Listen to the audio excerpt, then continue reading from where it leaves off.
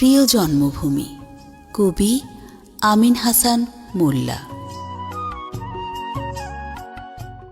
সাত সমুদ্র দেব পারি, আকাশ পথের যানবাহনে চড়ি। আবার আমি যাব ফিরে তেজপাড়ার ওই ছোট্ট গায়ে। বটতলার ওই ঈদগাহ মাঠে বসবো রাত্রিবেলা। নয়ন ভরে দেখব আমি ঝিঝি পোকার খেলা।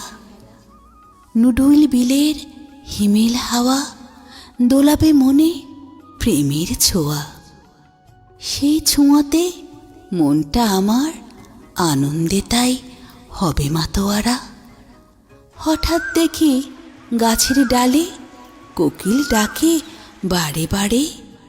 সেই ডাকেতে সাড়া দিয়ে ইচ্ছে করে যাই উড়িয়ে।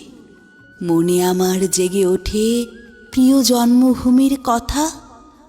সেই কথাতে মনটা আমার আজও করে খাখা।